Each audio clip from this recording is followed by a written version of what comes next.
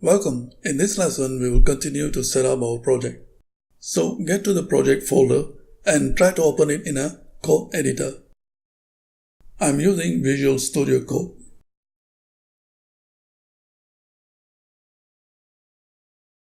And now we get a good picture of the folder structure of our project. All the user interface files are kept in the Pages folder. I'm going to open the index file, which is the home page.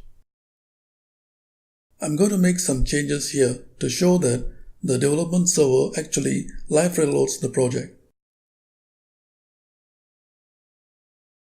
I'm going to save this and then open the browser. And you can see the changes are reflected immediately. Next, we will look at an important configuration file called Nuxt.config. This is where all the Nuxt configuration settings are kept. This is also the main configuration file for our project. We will come back to these when it's required. Our concern now is the package.json file. So take note of the dev command under the scripts block. This is what is being used to run the development server. The development server now is using the port 3000. What if you want to use a different port?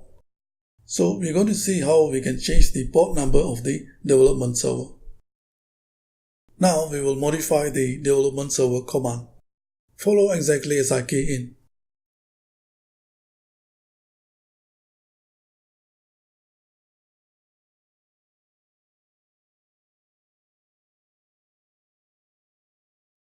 I will choose the port number 3040.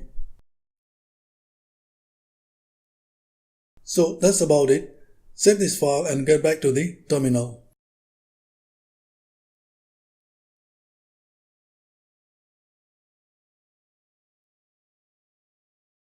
We will key in the command to run the development server.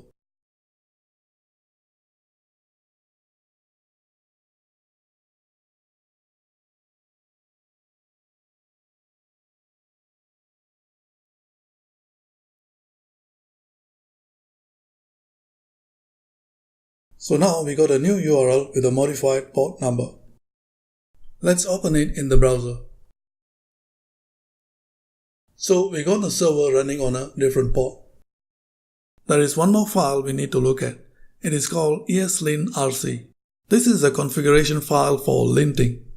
Linting is used to generate alerts if we code without following proper guidelines or syntax. But we don't want too much of it, so we will make a small change here. We will change the word recommended to essential.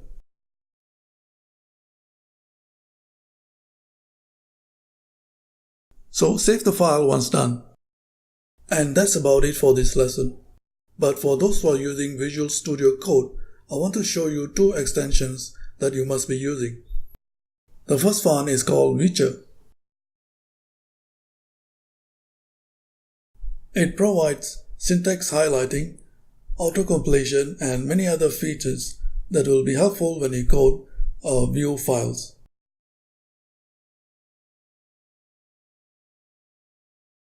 The next one is ESLint. This will help you to improve your JavaScript coding by highlighting some of the mistakes that you make. So please install these extensions. And that's about it. See you in the next lesson.